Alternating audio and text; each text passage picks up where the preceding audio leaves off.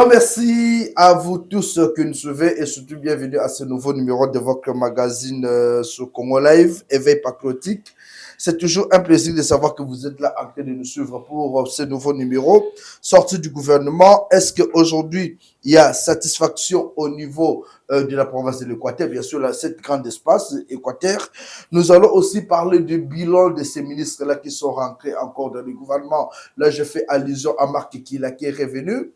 Formation professionnelle, et je vais aussi parler de Jean-Pierre Bemba Gombo qui est rentré au niveau du vice-premier ministre du transport. Alors sur ce plateau pour en parler, nous recevons Monsieur Joël Ilangila qui est l'un des communicateurs de l'Union Sacrée et un indépendant, analyste politique. Il est déjà dans le mur.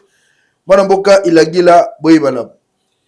Mbote mopandisango mbote balandi nyonso o ba mesana Olanda biso oyo bayebi keto yaka pona koloba toujours vérité. Bolobaka vérité. Oui.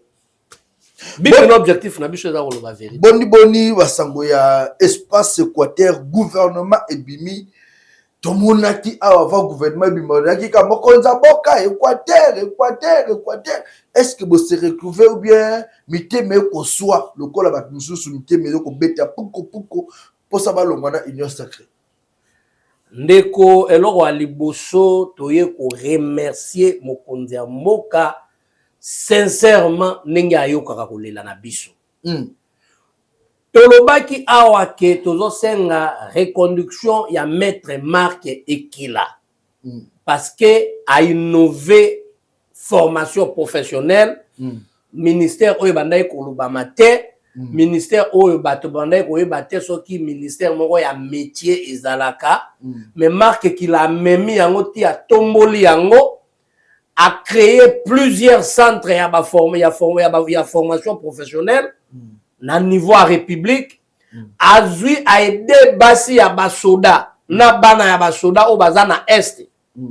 A formé bango baye ko la métier baye ba métier on les a façon na ya ko soutenir FARDC na bitumba oyo ya M23 yango moni chef de l'état tango toleleli tolobi ministre wana azali moto azali na ntoki azali moto a mayele bozongisela biso ye chef de l'état hésita kite lelo yo Équateur to se retrouver na un ministre d'état Jean-Marc Ekila. Marc Ekila Likombo, ministre d'État, ministre de la formation professionnelle. Il n'est pas comme ministre d'État. Mais comme ministre d'État, parce que a même mis sagesse et intelligence dans le ministère. Il y a un ministre d'État. Tu peux si raison. Tu peux être le chef de l'État, mais bon, comme il province Équateur, tu m'y retrouver valablement. Andeo ya wana ndeko. Chef de l'État qui sous biso mawa. Ba tu na question nano avant to le kana mutu mususu. Marc Ekila bilane ezanini asali nini? Marc Ekila na formation professionnelle bilan ezali largement positif. Bo asali nini? A créé ba centre de formation. Oh yebana kite na République. Ezawapi. Oh na baka kokolo, na ba mbandaka, na ba kolwezi. Yo mona na kolwezi ba inaugurer mususu te. Tant chef de l'État a la conférence de gouvernement. Oui, il y a un centre de formation. Un centre de formation professionnelle. Marc qui l'a créé. Oh, Marc qui l'a créé. Les lots, belé, école métier, gratuitement. Plus de 5000 personnes. Oh, école métier, cacao na Kinshasa. Basia basoda, bana basoda, plus de 10 000. Moto ya boboko ke babendengene. Na likamboyo. Et bana koye banana mutuna makolote yango tango chef de l'état comprendre bien Équateur bazana bato mayel ndo moni a tomboli mona mboka Marc Ekila a comme c'est ministre d'état ministre d'état yango biso Équateur toza très satisfait tolobaki na chef de l'état que to voter massivement apesa biso bato apesa biso maître Marc Ekila andeo ya maître Marc Ekila apesa biso susu justice ya mboka Dani. Oh, Ngef Azam moto ya Équateur. Monsieur Guillaume Ngef Azalinde moto ya province Équateur, moto ya basankusu. OK. Lelo Azam ministre ya justice. Oui, parce que ayebi nenge makambo ya justice fonctionne. Est-ce qu'il y a un piège ya mutamba? Te. Yo quoi na piège on a ndenge ni moto asali misala na belé. Azali moto parvenite. A quoi na piège ndenge. Zelo omona ndenge justice yo neza kozonga na molongo. Zelo omona na ba situation ezala ki ya en litige. Ne moto na kwa kosilisa yango. Entre autres ba dossier ba IG Boyao.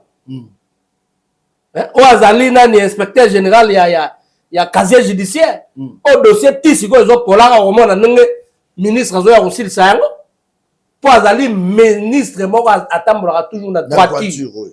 Puisque nous avons belé babeti masolo na ye même sur le plan international. La bien ça makasi ayebi makamo justice. Surtout sur le plan international au rolobate. Mokili bomba bayebi yenenge a fonctionner. Yango biso Équateur to sengi tata mokondi. Merci. Pour na casting pour makambo oyo tolobaka oyo kaka. Yo zo ba merci ba mususu ba kolela. Mais biso to loba merci te ndenge biso to loba merci pour biso to servir la chef de l'État avec honnêteté. Équateur. Oui. To voter massivement. 97%. Beaucoup ça été. Tant que ma M23 wa to zui biso moto matsa ba soda ba ye a pour ba kenda formation ba bunda na ba M23. Ba recrue ba kenda ko sensibilisation nyo soir. Sensibilisation salema wa. Au monde avion et matin na province ni kaka na Équateur.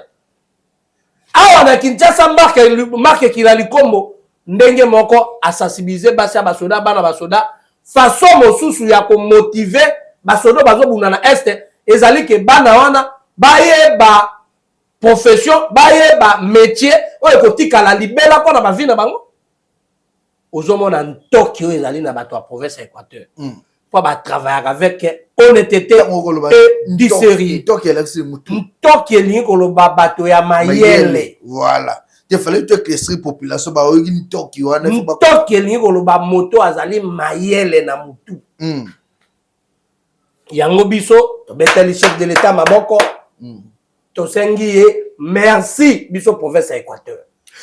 Moi mboko tozoko bana émission na biso tomoni Jean-Pierre Bemba Gombo azongi bate belé baleli balobi pourquoi bazongi si Jean-Pierre Bemba Gombo pour être à échouer to moni terrain ni na transport domaine de transport butu mais yo na moni na ozana esengo pour na Jean-Pierre Bemba azongi. Est-ce que yo ozana maba congolais te? Mais ndeko esengo nazali na yango be na moni mona mboka Jean-Pierre Bemba azongi pour na moni que non secteur wana ya transport au Jean-Pierre Bemba Gombo ayaki na makambo belé gauche à droite ayaki ko bongisa secteur soki akendaki boye ba projet lengaki tika la inachevé ba projet ni mama na ngai ndeko yo eba depuis kala yo banda ko za kotambola na Kinshasa ça permis de conduire mais lelo koma kotambola na permis de conduire o aye na initiative ngona boche permis de conduire cher même na permis ngo za cher mais o aye na initiative c'est Jean-Pierre Bemba na ko kenda no na mbangu ndeko lelo Air Congo soki komi ko circuler pour liboso ba avion nyo se katanaka c'est grâce à Jean-Pierre Bemba lelo ba aéroport nyoso o bazo moderniser lwala ba yango na ba inaugurer aéroport andili soko ke okuta ba travaux ezo salem c'est grâce à Jean-Pierre Bemba lelo soko ke na port ya banana ba travaux très avancés c'est grâce à Jean-Pierre Bemba lelo soko kei na ba chemin de fer bazo bongisa pour transport wana ba trésor ya ba matadi ya ba masina ainsi de suite c'est grâce à Jean-Pierre Bemba basaka pe boni moto yazo yana ba idée wana bino bobo yenene zela mabulu bambouteage yo lo ba donc nzele zalaka ne ba transport na yo moko mais banzela nyo nzele zalaka makambo ya ba ko réguler wenyo sote nzele zalaka makambo ya aménagement du territoire na en collaboration bakoyanda collaboration mais priorité ya nzela ezalaka nde ba aménager ezali bawewa so baza na discipline te mais bato na gouvernement provincial ministre transport provincial azali na ville ya Kinshasa endeko mpona nini confusion makasi bo makambo etali province bokomi koassocier yango na niveau ya nation. Quelle confusion! Il y a un président Félix Mbalamon dans le top Congo. Batuni au Kinshasa, mais bon, tout n'a ni gouverneur. Ndenge moko makambo ya bawewa botuna ministre transport provincial. Donc batba lo wana confusion makama bawewa désordre wana eza makama Jean-Pierre Bemba. Te Bemba beminde ordre. Bemba zo la République Mobimba. Lelo yo soko kei na domaine ya transport na Transco. Chaque semaine babis ya sikakota maison Mercedes yaka eza na limiter. So on pas la biso d'esprit de vie. On coûte 450 bis ezali bato zo tchamo ba peinture. Pour ba pesa quand même bato. To lo ngana esprit de mort to zo ngana esprit de vie. Mais moto bo basaka pe boni papa. Il faut bon ndima ka moto so azo sa mosala malamu. Yango chef atala ki habite. Mwana mboka Bemba kenana no ko achever misala o ya transport. No kito zo ngana sous na désordre. Des gens qui ont ngombangu ba travaux ezali avancer na ba secteur nyonso à transport. Au régulariser forme à transport. Ozongisi image ya kala to zaka nango ya transport. Yango chef donc c'est lié confiance. To beteli chef mamako. Ndeko basakanaka na mwana nzambe te. Nande mwana nzambe. Mais Bemba. Yo sa mwana nzambe ana. Moi nzambe yesu masiete Bemba. Oh. Mais Bemba tango elo baka makambo apesa ba révélation. Eza ba prophétie. Ba révélation ezo panza mboka. Oh. Tango na révélation mo panza mboka. Na répondre aussi. Tango ko lo bakeno ba évêque ba sali complot pona contre mokonza mboka. Wala révélation ezo bongisa mboka. Bon yo mo tango ba évêque ba pesa na mbote na bananga ba ko sekaka te. Ezani. Tango ko beloko mo swambale. Kwa Bemba lo baka ke no bazolinga baboma chef de l'état et bimano asir blanc Bemba lo baka ke Kabila azali chef en rébellion o ezo bunda kuna na est bochaka tembe Kabila kesi ko wap nakoma te Bemba kaka o dialogue wana bazo préparer pona babenga na mokonza mboka na pouvoir point ni zaka na biloko mo ba kopelisa mo mais prophétie te prophète mwana nzambe amona ngama mo avant aigle. Il y a mon avant dénoncer l'embisi bino. Quand il a dénoncé l'embisi bino, a dénoncé l'embisi bino. Et là on va te baïna que yango na pas vérité. Ndeko, il faut comprendre que Bemba za mwana nzambe. Parce que ba profession nyo so salaka yango wana nde bima. Pe Bemba lelo yo makamba ba avion. Ndengo zo lobaka. Ndeko, na ko biso lelo ke projet nyo so za projet à gouvernement. So ki Bemba déposer projet il faut les cas na circuit ba dekese mbongo ba passa Bemba somba avion so ba passa Bemba somba avion Bemba ouais voilà obokomi ko accuser mokonza mboka tozo accuser mokonza mboka tozo accuser le gouvernement tozo accuser nde moto te tozo zela gouvernement et ba dekese mbongo ba avion somba Bemba osomba ba avion na mbongo ya ye moko personnel te il faut confusion le wana mitwa ba donc mais ba effort nyonso Bemba zo sala ezomona na noir sur blanc que Bemba alingi mboko. Donc ça lui a confiance. Mais bon ça la confiance dans les mokonza mboka yeba sali confiance pour Monique azo même un plus. Bino bon ça la confiance dans confiance est totale. Moi mboka tozo koba na émission na biso nini oyo population qui kozela na gouvernement oyo puisque gouvernement oyo zaki gouvernement population zoba totana nini asiki koya ba osala nini eloko nini faut ba population ezela na gouvernement oyo population para mono sepeli nango makasi population ezozela kaka social non social elingi koloba ba produit à première nécessité ekita etika komata bimatama eloko population ezozela yango wana kolia alia malamu avivre malamu ata molamoda santé malamu ba hôpital ya malamu mamoyoso ono mambo population ezozela na gouvernement est-ce que soutien na gouvernement est possible oui kana bato bazongi soki akala bazongi ba changer bato belé babati ba permettre oui mais chef de l'état za coach soki abona ometa bien na DT atio comme na nef so ba bien na nef ta kitio na DT Osakani pe atine bisika bikabo. Osakani pe ape mission nano. Fana wana na ba. Voilà.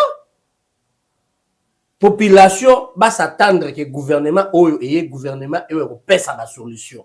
Mais est-ce que biki na kata union sacrée beaucoup déjà basiliki. Ba moni ba komba kala ka kesongi, ba bisu ba nozi la ba pe ba bima. Est-ce que zo banga te que union sacrée est panza? Ata mokolo moko te. D'ailleurs chef déjà conscientisé qui ba tonyo sur union sacrée. Pe apesa ki mot d'ordre parce que biso tout olanda rende Félix Tshisekedi.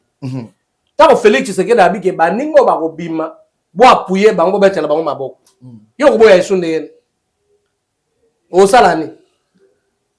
Pour ba gouvernement e bimi wana bango wana ne moto chef apesi bango confiance.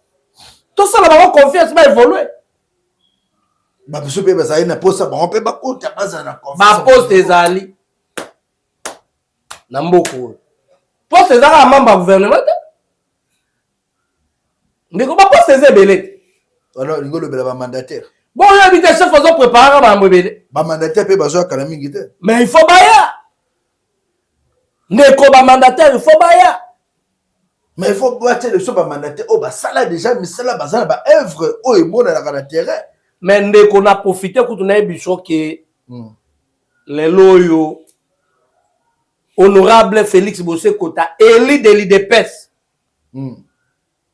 Azali na mikili ya poto mais asepeli totalement na gouvernement oh il y a pas beteli mokonzamboka maboko mokonzamboka Félix Bossé Kota beteli maboko pour Félix Bossé Kota asala kaka makambo ezali na volonté ya chef de l'état pour azali moto IDPS Félix Bossé Kota ye asili kité pour le baké ye azali na besoin de ma ministre te ya kotika la kosilika te parce que ayebi ndenge chef de l'état azali lokola coach akoki ko beti azali coach ya bato nyonso équipe à football le mati mais yeba pe que équipe ta mosu ya volleyball ezali équipe à basket ezali ya ba mandataire yeba okota mais motoloko Félix Bossé Kota okota ten ndenge akota nini na mona ki population boende ba akolela balobi Bossé Kota kote azo sala eloko te kaka makelele nani aleki Bossé Kota na kosala na bwende moto te ndeko na koyebi soki depuis bwende esalema bwende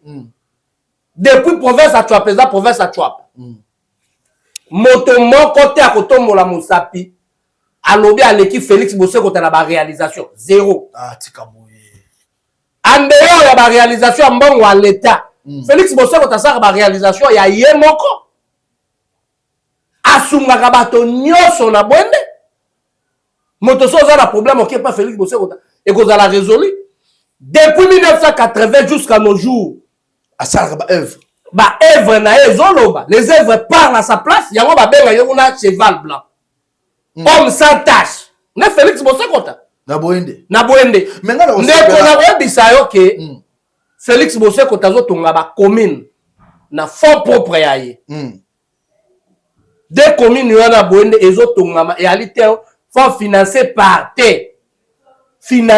Félix Bossé Kota yemoko azotonga ngo eza honneur pour le chef de l'état eza honneur pour la IDPS pour bila ba retourner na IDPS mais ya bato te soko ke na bwende il y a beaucoup de réalisations même na Chouapa même na pas biso na Équateur ya Bossé Kota lelo Bossé Kota azui lisusu nini jardin botanique ya yala pour ça na à exploiter à entretenir à arranger pour kota zamba okomona ndenge jardin ne kokoma et sur ma population na la site moko touristique oye banaka déjà mokili mobile il faut redorer image nango en dehors ya wana azui susu marché ya kotonga prison à bwende zelo komona ndenge prison ne kosale ce qu'on a bien mukolonine oyo ekosale matota la namba action ya Félix Bossé Kota to palpe yango boye na misu po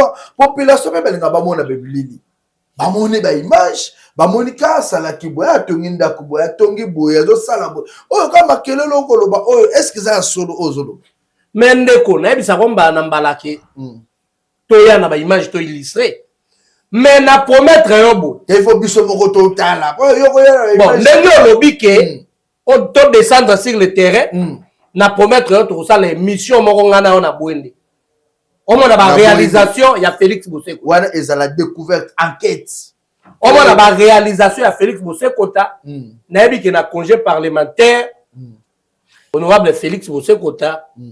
Torokena yo, naye, na boende. On a découvrir makambo nene ou asala. L'autre son de la Makambo est sorti à gouvernement. Il y a de ceux qui sont déçus. Il y en a oh c'est la Makambo et Salema et surtout nomination ba mandataire réseau ya. Ba mandataire ezake akoya il faut pas l'accès dans l'administration ça la magane nini yemoko kuta sala na action te asana initiative te ayebe le côté boke pese poste moka comme mandataire aya sous ko ambré biso population de ce comprendre été on nous parle de Bosse Kota moi tous après na équipe la biso Congo Live to kokita na boende to découvrir Bosse Kota cheval blanc ndenge babenga ke kuna komino bazo tonga wana ba komina mibale za ndenge nini na ba œuvre na ye si to kokota même na jardin botanique comme jardin botanique azo bongisa ya la tokozonga na ya voilà to na Équateur bien nyonso to koya to la na ndenge azo tonga prison ya boende to koya to la bino et ça et ya ba image oyo to kolekisa ngo na ba chaîne et nyonso oui ba découvrir comment est-ce que Bosse Kota ozali ko samsala là mais que son mituna volonté oyo za na ngwana ya ko travailler et ça ya ko botama to kaka pona Alexa Mokonza mboka ke ngape nazali mais na lobby bien depuis 1980 moto ya lekiye na boboto azate na boboto lisusu po azali moto nzambe yo mama to nzambe bazaka boboto te Bosse Kota pe sumu nzambe mama nanga un pasteur ndinyo mona ke wana bon wala ke cheval ba s'attache point po bonzambe liboso yango makamone ezo kendaka atikala pe ata ko détourner te atikala ko iba mbongo leta te atia bonzambe na makamona ye yango wana ozomona bato oyo ya bisukulu bakolukaka bakwese ye mais moto akokwese ye aza te po ye azali na parti ya mokonzi ya mboka lokola azali na parti ya mokonzi ya mboka azosala makambo oyo ezali na volonté ya mokonzi ya mboka tina suka po bakotuna bilande ya IDPS bakotuna babila ba parti politique wana mosusu te yango wana na boende Bosse Kota fungola je asalaka makambo nyonso po ebi na suka bakotuna bila IDPS population boende pe balinga ke mingi mais moto aza député national bakolinga mingi te ndenge aganya ba élection moto asala ba voter Félix Tshisekedi massivement na boende c'est Félix Bosse Kota ndoyi na ye ndoyi ya Félix Tshisekedi bato bazali na même famille politique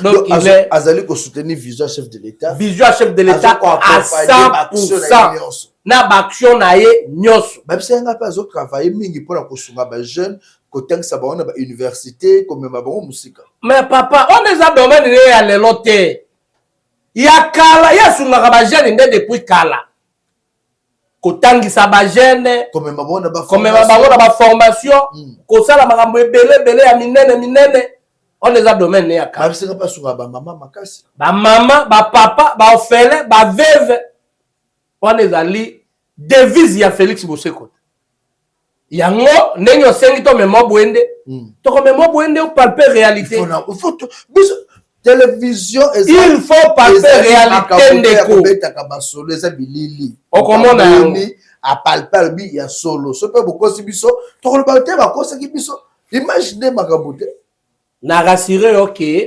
honorable Félix Bosse Kota bisika azali to su population bato nyonso wala na biso comme témoin to ko descendre na yo na boende pe ko mona ba réalisation na ba fait palpable ya cheval blanc Félix Bosse Kota d'accord je suis sûr que moi na mboka Félix Bosse Kota azola na biso toza déjà prêt ya ko kita boende tozwa ba œuvre na yo puisque ba bete biso masolo na yo matoye tondi to mona nano population pe ya Congo mobimba ba comprendre que ba comprendre nani azali Félix Bosse Kota et puis ba yeba pe que ya na ba musu ba sala ba œuvre ça que ba luka ba nomination oui azo sunga mokonza mboka azana sima mokonza mboka na luté ba nommé azo ça déjà ba œuvre c'est dit ba nommé à multiplier les sous ba œuvre à travailler sur la vision sur bien mokonza mboka na ba orientation voilà to continuer na émission na biso oyo mwana mboka Joël Ilangila toyoki ba M23 bazali ko kima bazali ko longa Goma yepo yoki yango mais ba olongwa te nengene mosala nyoso Félix Tshisekedi asali ya ba yo ebinde te ezali ba résolution bazozwa kuna nde ba M23 bazo exécuter ba otane ba comme na suka sikona okende hapo tuna ye neye président Félix ba tuna nzambe to yambe awate awa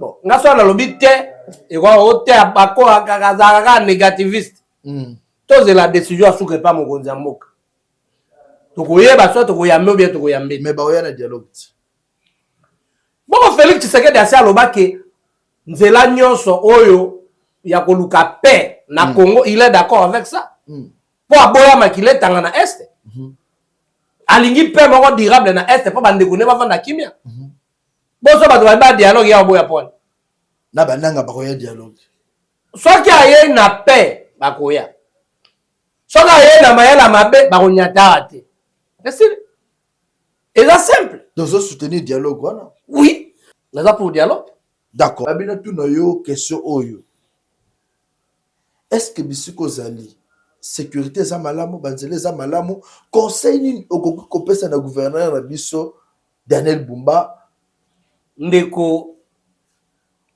na kopesa Daniel Bumba conseil te parce que Daniel Bumba c'est un incompétent. Daniel Bumba ne fait absolument rien.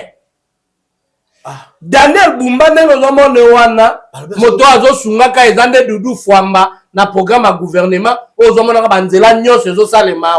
Ene dudu fwamba. Ezo dudu fwamba za Daniel Bumba te.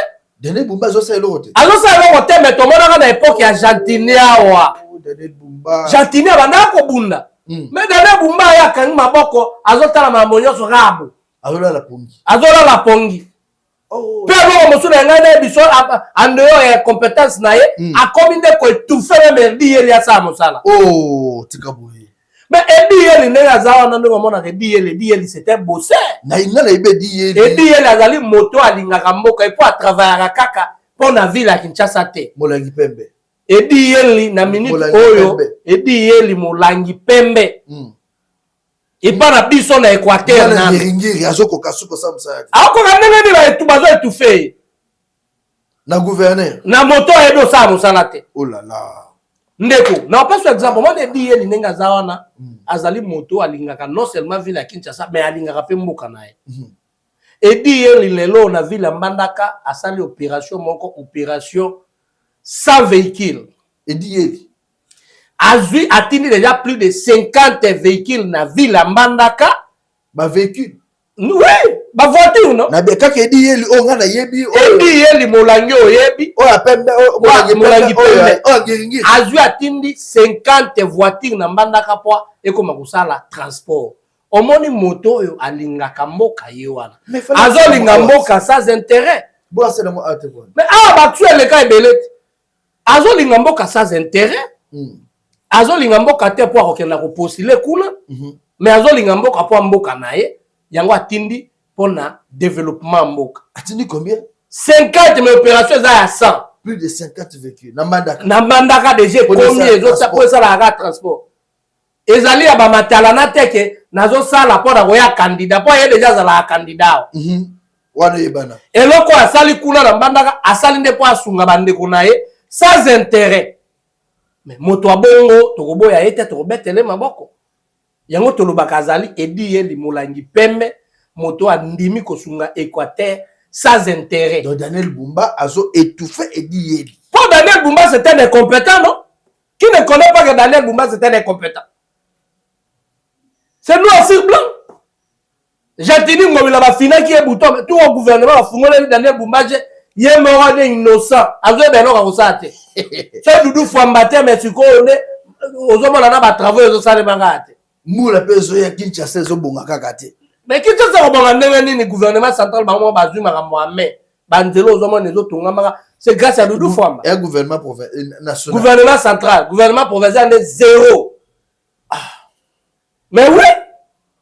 Non, quand il y a un tonga, il y a même bakulu na basi. Yete, moto osa kutu bakulu na basi la. Ezali ne Jacques Chabani. Coup de chapeau place Azali, la reconduction na ye. Pour azolité makasi qu'insécurité et si la ville province. Donc gouvernement provincial fois quoi Daniel Bumba zéro incompétence notoire. Oh, toute l'opération Kinshasa, ça Daniel Bumba, faut dégager. Oui, opération tozo boaka seconde yangwana Kinshasa sans Daniel Bumba. Daniel Bumba dégage parce que vous êtes incompétent. Mambo masobele. Tozo comme déjà na suka émission moko lelo nini koki kolobela population congolaise au balandi biso. Likambo na koki kolobela population na tuna na tunité.